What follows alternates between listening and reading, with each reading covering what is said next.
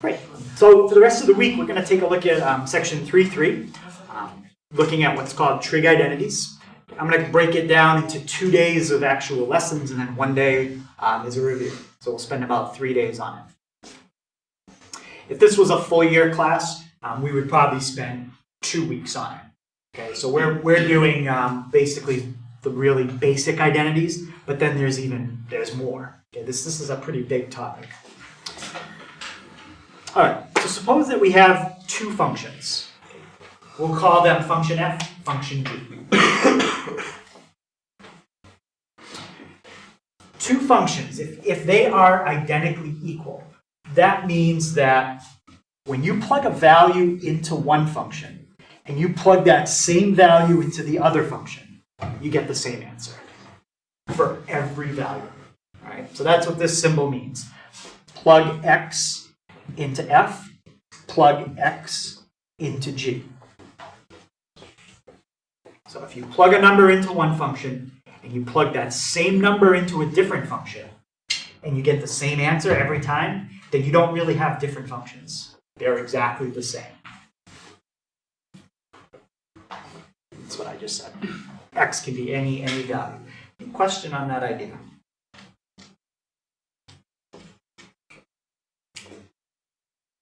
So that's kind of what we're going to be doing in some of the problems. We're going to start with a function. We're going to have a different function. It might look different, but they're actually going to be the same thing. Okay? I'm going to show you an algebra example before we do a trig one. Let's look at this one. F of x is 4x plus 8. G of x is 2 times, in parentheses, 2x plus 4. If I showed that to somebody in like first grade and I said, does the one above look exactly the same as the one below? They'd say no. They look different, right? They have different numbers, they have a set of parentheses, one of them doesn't. But we know that if you distribute the two, they are the same. So that's an example of two functions that are equal, even though they might look a little different. Now, when you do trig identities, it's not as obvious as just distributing a 2 to make them look the same. All right, we got to do a little bit more work. But any questions on that example? Two things that look different, but they actually are the same. Okay. All right, so now defining part of the title of this section, an identity. So an identity is an equation that is true no matter what values you plug in. And I'm going to show you an algebraic identity. I'll use the example up above. Here's an equation. 4x plus 8 equals 2 times 2x plus 4. If I start to solve that, I would distribute 4x plus 8 equals 4x plus 8. And now if I subtract the 4x and put it on the other side, it cancels from the left. But where else does it cancel? It cancels on the right. And what are you left with? 8. Plus 8. 8 equals 8. That's an identity. Right? So if you were solving that in Algebra 1, what you would write right now for the answer is all numbers. Every single number is a solution. No matter what you plug in on the left, it always is going to come out the same on the right. So that's an identity. So it's something that it looks a little different on one side, but it actually is the same thing as what's on the other side. All right? So that's algebraic identity. Now we're going to get into trig identities. So I'm going to show you something, and what's on the left and what's on the right is exactly the same thing. We've used this one before. If you flip the sign, you get the cosecant. We did that when we did unit circle trig. Remember, because we don't have buttons for CSC on the calculator. So if I asked you, what's the cosecant of 10 degrees? The only way to do it is to find the sine of 10 and flip it. People remember doing that? Flipping it? You maybe weren't here for that, I'm not sure.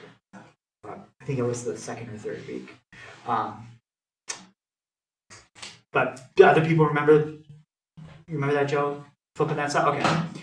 How about to get the secant? Does anyone remember what trig function you flip to get the secant? Cosine. Yep. All right, good. So some people are remembering that. Flip the cosine. And then how about to get the cotangent? What trig function do you flip for that, Eric? Tangent. Yeah, you flip the tangent. These are identities. I'm not saying that you can flip the tangent and you'll get the cotangent only if the angle is a multiple of 2. It works for anything. You could plug in 16.4 degrees and it'll work. It always works. Okay, so these are identities that are always true.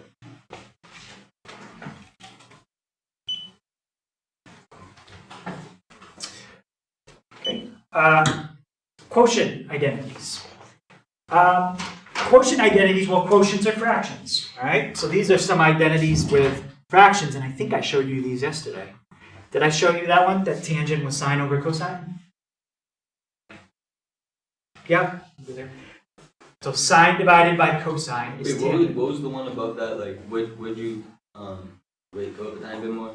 Reciprocal. Reciprocal means you flip one to get the other. Yep. All right. And this one.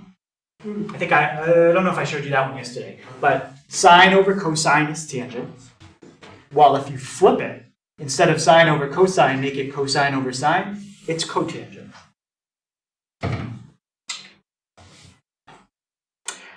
Now, depending on how you want to do this, there's one more group of identities, which I'm going to go over tomorrow.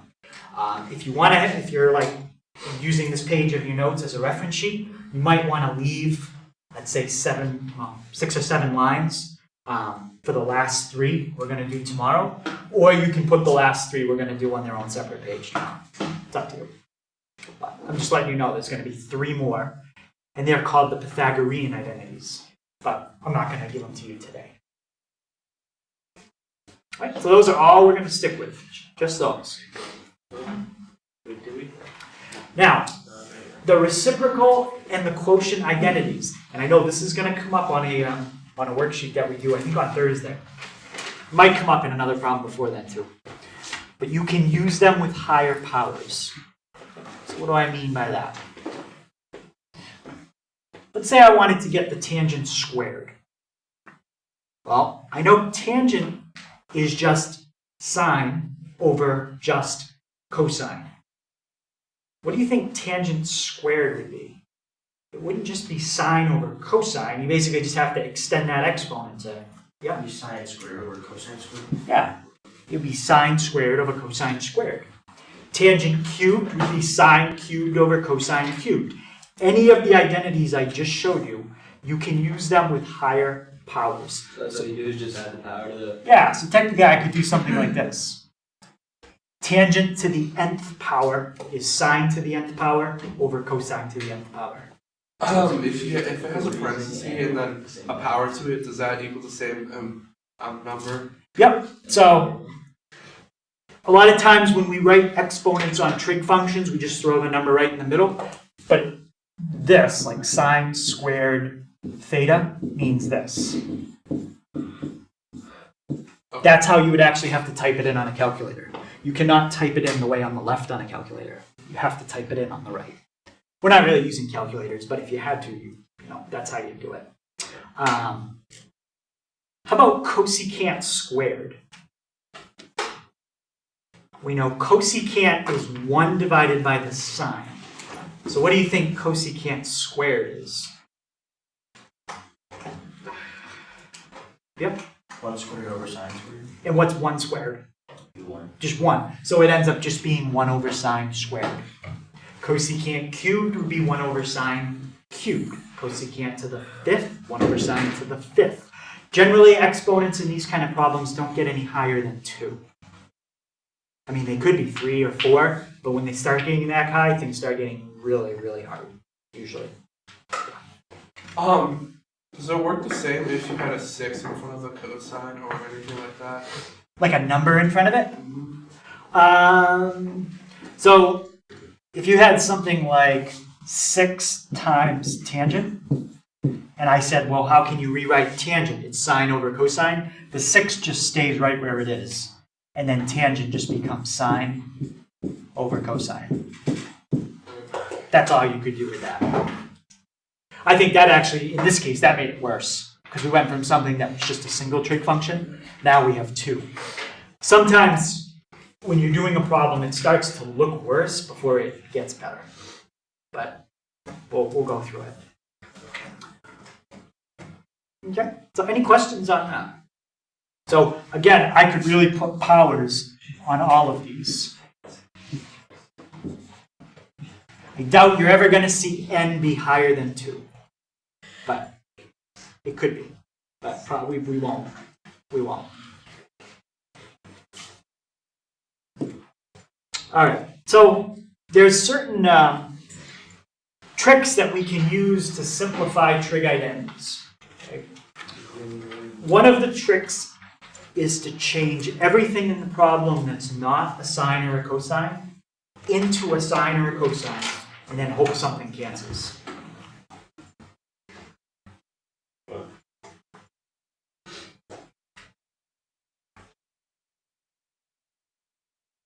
Now, this trick doesn't always work.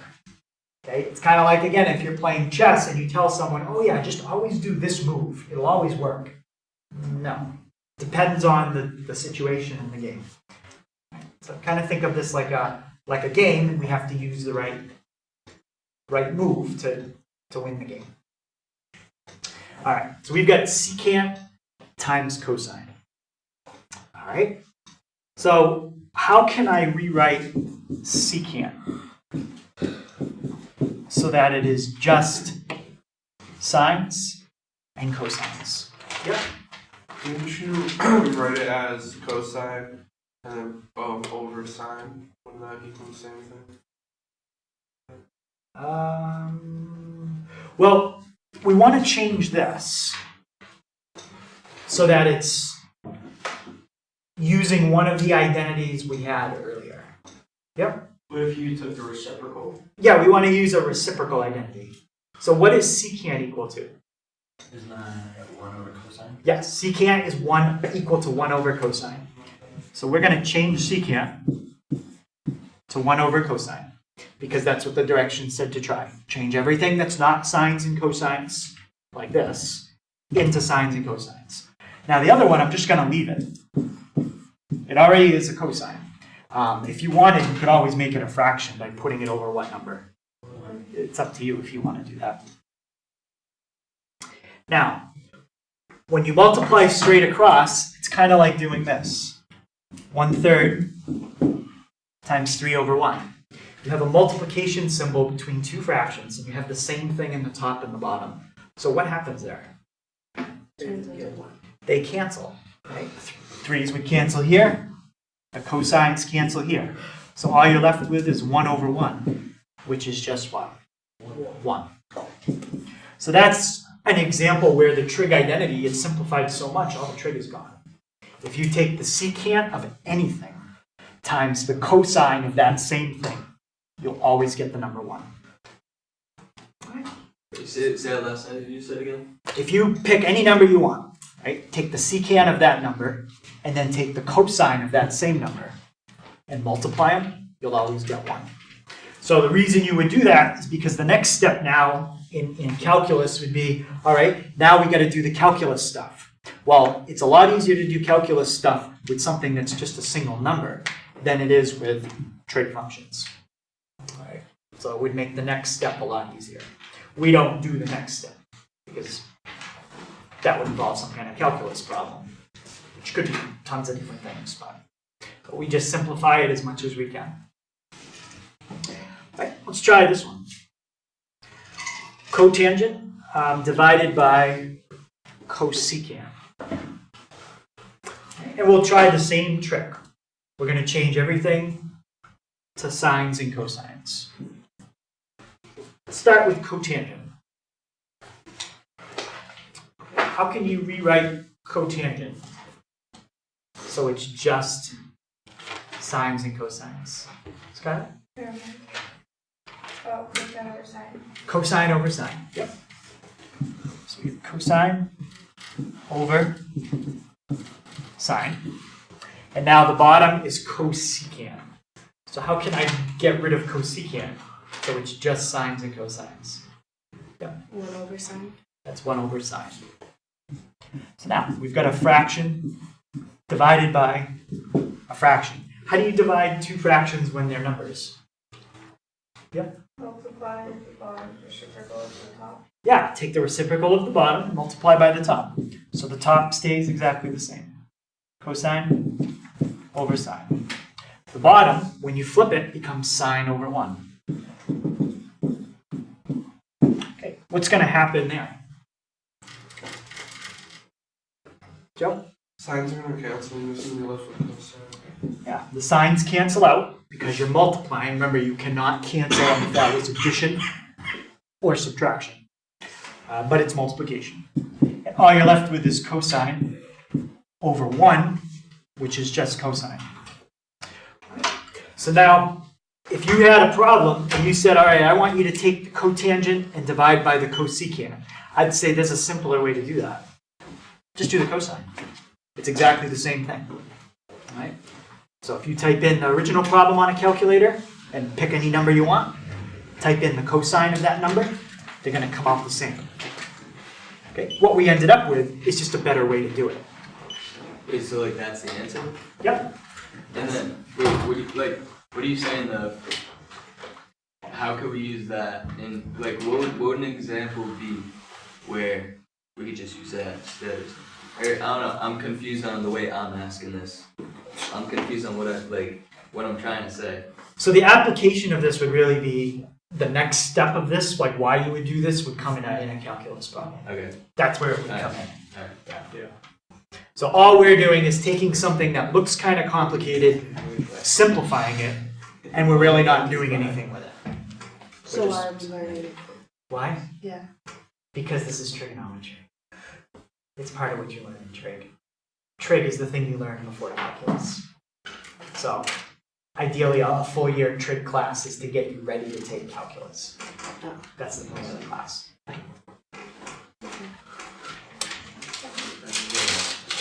Any other questions on that? I mean, I can probably come up with an application in calculus if you want to try it. Well, thank you. I just have to look it up. Actually, go for it, yeah. All right, I'll look it up after, see if I can find something simple. Although I probably won't be able to find something That thing gotta stay. Yeah, Yeah, it's good. it is. Yeah, Way better. yeah. All right, so this one is the same basic kind of problem. You've got two trig functions. Neither one of them are sine and cosine. The hope is going to be when you change them that somehow something cancels out. Right? Don't worry if you can't figure out what's going to cancel out right away. Just try it. Just change the sines and cosines and see what happens. So let's start with cosecant. How can you rewrite cosecant with just sines and cosines? 1 over sine. The 1 over sine. And how about tangent? Sine over cosine. Sine over cosine. And now we're multiplying, so if you've got the same thing in the top and the bottom, it cancels. Do we have that here? Yes. Yep. That's gone. So what am I left with now? Cosine. 1 over cosine. 1 over cosine. Now, this is the part that's a little tricky because you wonder, like, well, should I stop here? Because these problems don't really tell you where to stop. I would say you could go one more step with that. If you can write something so it's not a fraction, that's simpler than having a fraction. So 1 over cosine can be written how? Yep. Secant. Just secant. Yeah. That was a stretch and a voice of triumphant. Yep. It's perfect. That's how you do it. Okay. Any questions on that one? Now, there are going to be some problems. I'm going to erase this, but I'm going to go like this. It's going to say this. And instead of simplify, it's going to say verify. I like the verify ones better because you already know the answer. This is what you're supposed to get. All you have to do is, if I can put the work back, well, the work has disappeared. But if I could put the work back, which, oh, there we go. That's what you have to do in a verify problem. You know where to start.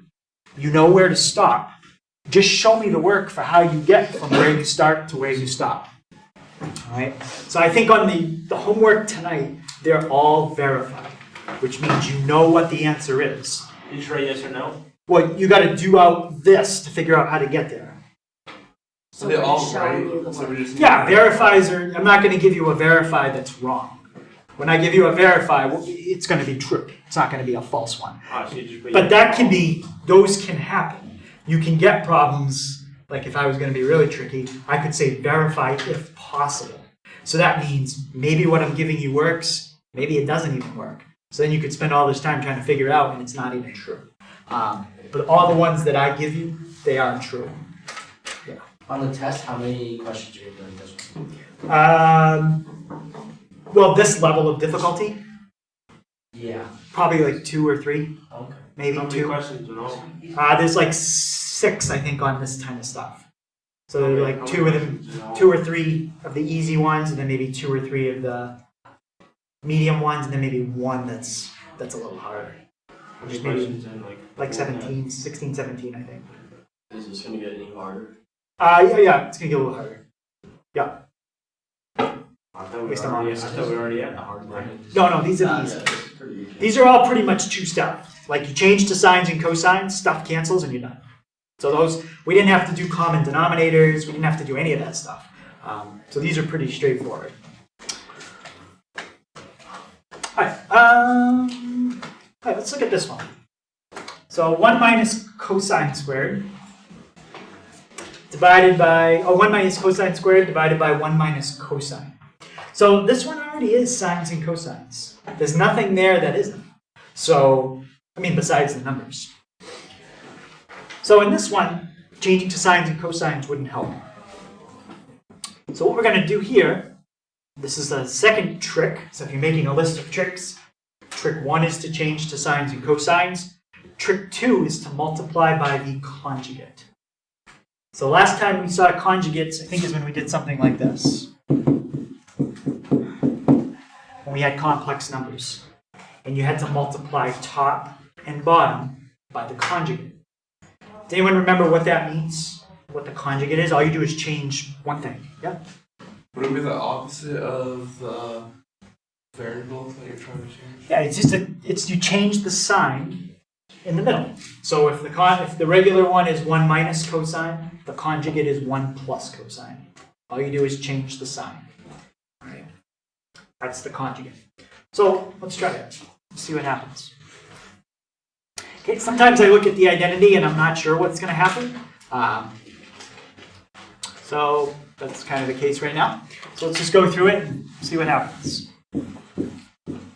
So here's the original problem again, 1 minus cosine squared over 1 minus cosine. And I'm going to multiply top and bottom by the conjugate, which is what again?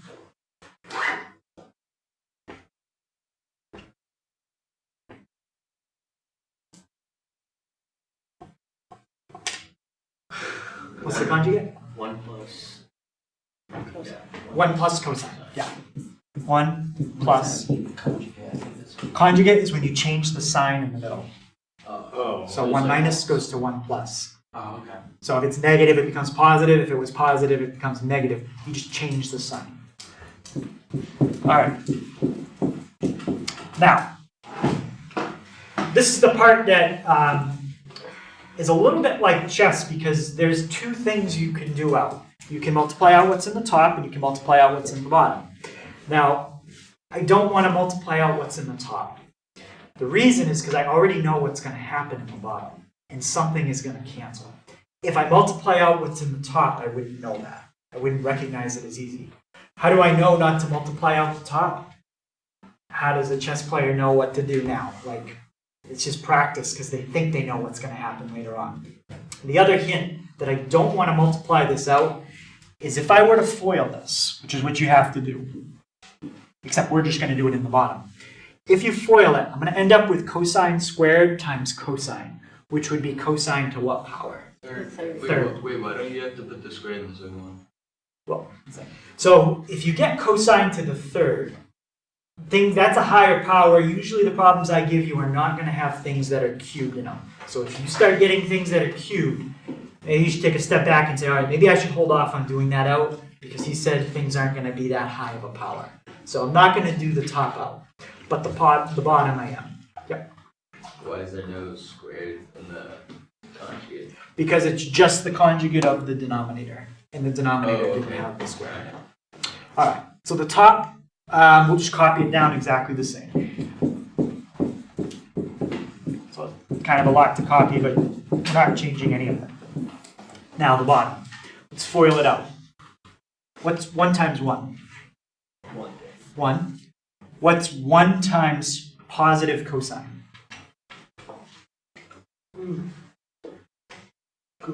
Cosine. What's 1 times negative cosine? Negative cosine. Negative cosine. What's a positive cosine combined with a negative cosine? Cancels. Conjugates always cancel. The outer and the inner, you don't even have to do them because they always cancel. So all you really have to do is the first and the last. We have a negative times a positive. What's that going to be? Negative. It's going to be a negative. Cosine times cosine.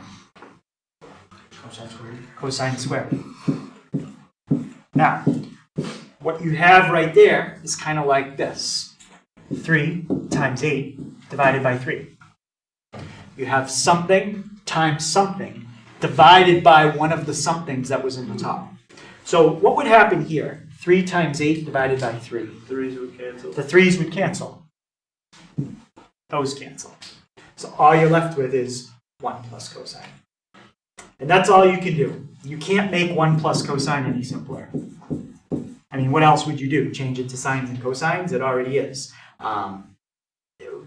There's no fraction anymore either. So we took something that was pretty complicated to start. It was a fraction. It had 2 cosines, one in the top, one in the bottom, and something squared. And we made it a lot simpler. No fraction, no cosine squared, just 1 plus cosine. And that's all you can do with that. So any questions on that? What would have messed you up here is if you did out the top, all right? Because you would have got that cosine cubed and it would have messed you up. So if you see something with cubed, if that would be the result when you do what you're thinking of doing, don't do it.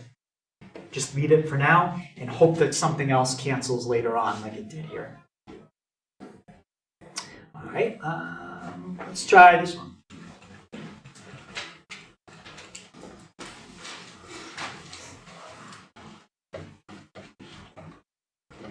So it's secant times 1 minus sine squared over 1 plus sine. Now when I look at that, I see kind of the same pattern in this problem as the one up above. I see 1 minus sine squared, and I see a 1 plus sine in the bottom. Those two things are almost the same, except one's squared and one isn't. And one's a plus and one's a minus. So you have 2 options. You could try changing to sines and cosines, because this is not a sine or a cosine. So we could rewrite that. Or we could do the same thing we did last time and hope that it cancels. Whenever you see something minus something squared, you can usually make that cancel if you use a conjugate. All right. So let's try multiplying by the conjugate of what's in the bottom. What's the conjugate of what's in the bottom? 1 minus. 1 minus sine. Now, in the top, I'm not going to do any of that out. Because that'd be a mess. There's a lot of stuff in the top. I'm not going to do any of it out. What I am going to do out is what's in the bottom. Always multiply out your conjugates. Because stuff is going to cancel every time if you do. Right? And my hope is I'm going to cancel out something that's already in the top right now, and then I won't even need to worry about it. Wait, is the bottom still gonna be the conjugate? Yes, 1 minus sine. So that they both are? Yes, you multiply the top and the bottom. They both are the conjugate of what's in the bottom. All right, so just keep the top the same. And now let's do out the bottom. All right, 1 times 1, 1. 1 times positive sine, Positive sine. positive sine, 1 times, oops, I'm sorry, that's a minus. 1 times negative sine, and then I skipped ahead a little. 1 times positive sine. What's a negative sign and a positive sign? Cancels out. Remember I told you that always happens with conjugates. Always cancels. Positive times negative. Negative. Sine times sine. Sine squared. Is there anything there that cancels out? What cancels? Yep. I was gonna ask just before you do that part, in the top when you're doing when you're flowing out or whatever, what is the shortcut way you said before? The first and the last? If you just multiply the first and the last, the outer and the inner always cancel. Outer is minus sine, the inner is plus sine. It might not always be sine, it might be positive cosine, negative cosine, but they'll always cancel. Yep. So yeah, what cancels out here? The first parenthesis in the bottom. So that cancels, and that cancels. So it's a good thing I didn't multiply out what was in the top, because if I did, I wouldn't have been able to cancel that. So that all cancels out. Yeah? 1 plus sine is not, it's 1 negative sine. You said, you put it down there as 1 plus sine, it's 1. Oh, thank you, yeah. I shouldn't have, I don't know why You guys both me. yeah, thank you. That wouldn't have messed up what we did now, but it would mess up the next step. I'll give you a little. But that still cancels. Okay, so let's see what we've got now. We've got secant in the top. What else do we have in the top?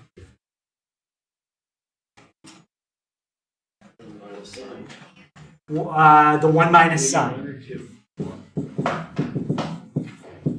Now, this is the part where it's a little tricky. Should you keep going? I mean, that's definitely better than what we started with. There's no more fraction. It's a little simpler. But there's one other thing I could try and see if it makes it simpler. And if it doesn't, then I'll just say forget it, and I'll just stick with that.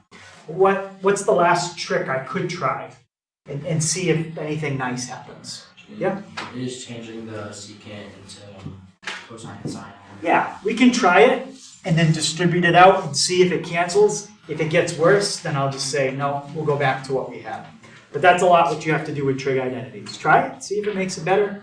If it doesn't, ignore it. All right, so what can we change secant to? 1 over cosine.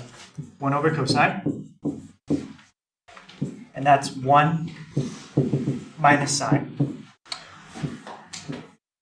So let's distribute it out and see. So what's 1 over cosine times 1? 1 over cosine. So I'm not really sure it was worth it for that part. We really could have just kept that part as secant. But let's see what happens in the next part. Minus. What's 1 times negative sine? Negative sine over, now you multiply your bottom, cosine times 1. Cosine. Sine over cosine. What's sine over cosine? Tangent. So that part got a little simpler. So tangent. And now the first part is 1 over cosine, but I don't really think it was worth changing it to 1 over cosine. What was it before it was 1 over cosine? Secant. I would have, for that part, I would have just kept it like that. So is that simpler than that? Not really. It's pretty close. I mean, this has 2 trig functions and a number. This is now just 2 trig functions. You got rid of the number. Might be a little simpler. But on the test, you're going to know where to stop. You're not going to have to guess, well, should I stop here or should I try to keep going? You'll know where to stop. Any question on that one? Let's try another one. Hmm? 1 sec.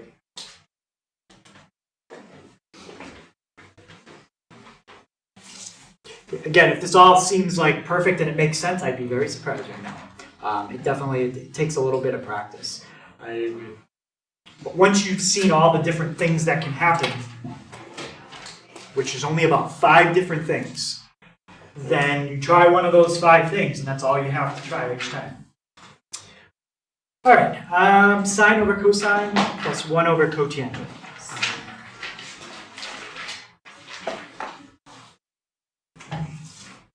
Okay.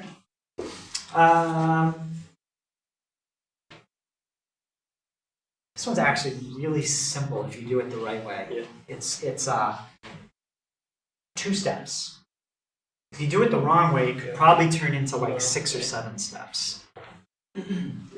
What is sine over cosine? It's tangent. What's 1 over cotangent? That nope, not secant. Oh, It's what? tangent. It's tangent. So the first one is tangent, plus the second one is tangent. What's tangent plus tangent? 2 tangent. Done. And that's the answer. That's the easy way to do it. 2 tangent. The hard way would be, well, you see 2 fractions here with different denominators. What might you try to do when you have 2 fractions with different denominators?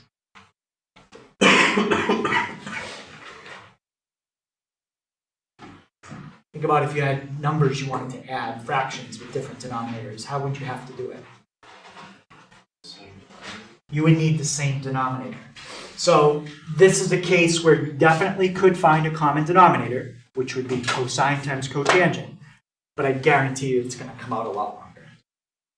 Right. Again, how do you know that?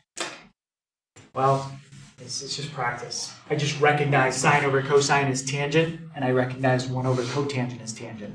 And I said, oh, it's just tangent plus tangent. 2 tangent. But it does take a little practice to recognize that kind of stuff. But any questions on that one? All right. All right. So the last trick I'm going to show you is to rewrite with a common denominator. Okay, the ones where you have to rewrite with a common denominator, those are probably the toughest ones. Because sometimes people make a mistake.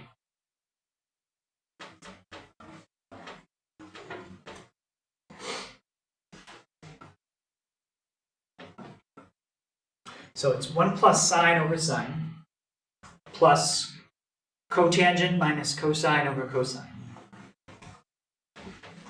Now, when I look at that at this step, I'm not really sure what's going to happen because there's too many steps. It's probably going to be at least 4 or 5 steps. I can't see that far ahead in the problem, but I see that they are 2 fractions with different denominators, so I'm going to try the same denominator. So what's the common denominator here?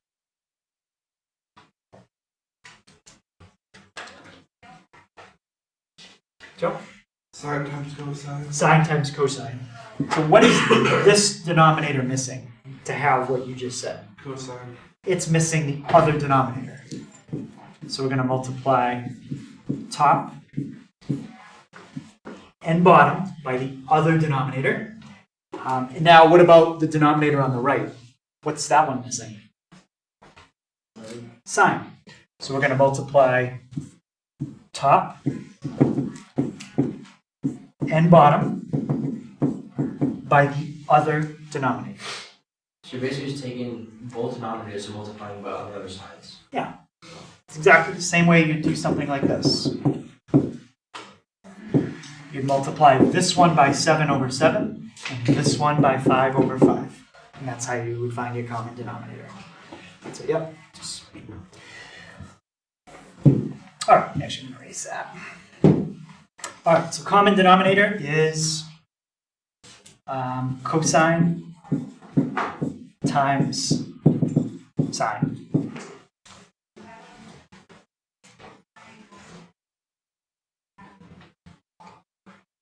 Any question on that? All right, now in the top, I'm looking at this because I'm trying to figure out if something is going to happen here. Yes, it is. Now I see it. Okay, I didn't see it though before we did that step, but now I see it. You've got a cosine on the outside of parentheses. What property can you use there? Distribution. Yep. Cosine times 1? Cosine. Cosine. Cosine times positive sine is cosine times positive sine. Can't do anything with that.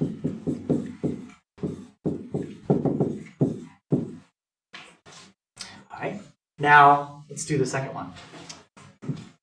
Plus. This looks like it's really bad. I think it's actually going to come out really nice in a second. You've got sine on the outside of parentheses. What are you supposed to do with that? Distribution. Distribute again. Sine times cotangent. Just going to leave it like that for now. Sine times cotangent. Sine times cotangent. Now, sine times negative cosine. There's nothing you can do. It's just negative cosine times sine.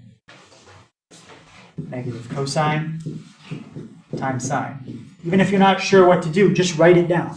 Negative cosine times sine. Now go back and look. Half of what's in the top is going to disappear right now. Does anybody see something in the top that cancels out? The cosine and sine.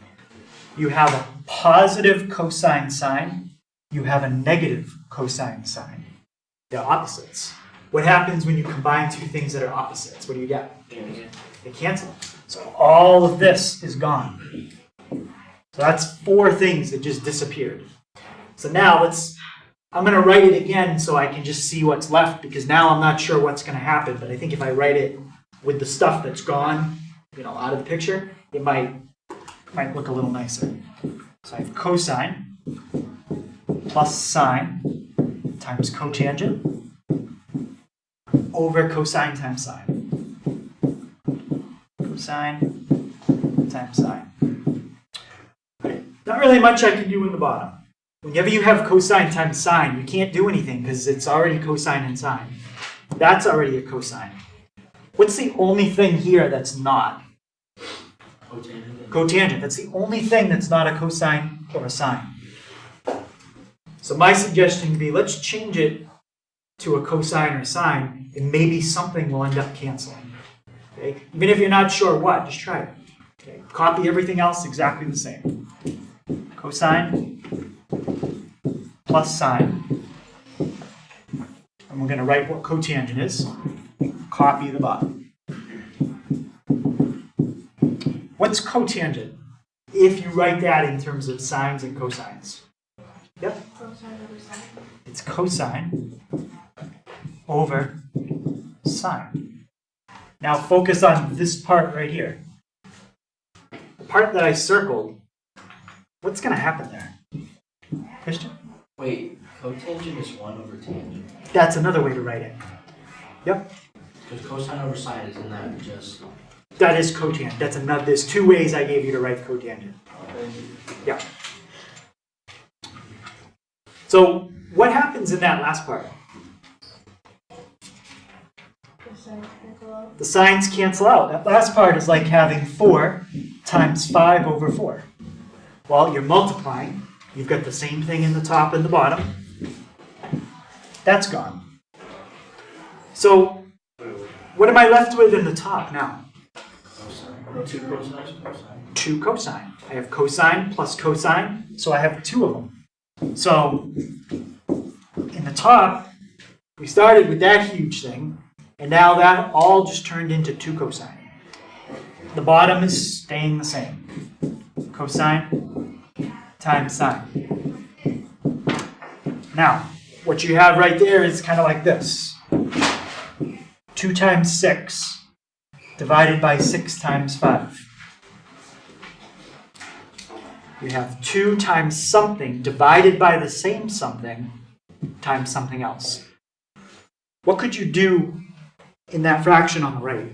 Cancel. Cancel what? 2 6s. You could cancel the 6's right out. Right? There's no addition. If that was addition, you can't do that. Like if it was 2 plus 6, no. So you can do exactly the same thing here. So now you're left with, what's in the top now? 2 times. Just a 2 over Sine. a sine.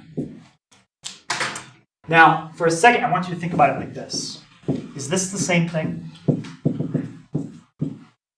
Yes. It's the same thing. I just put the 2 out in front instead.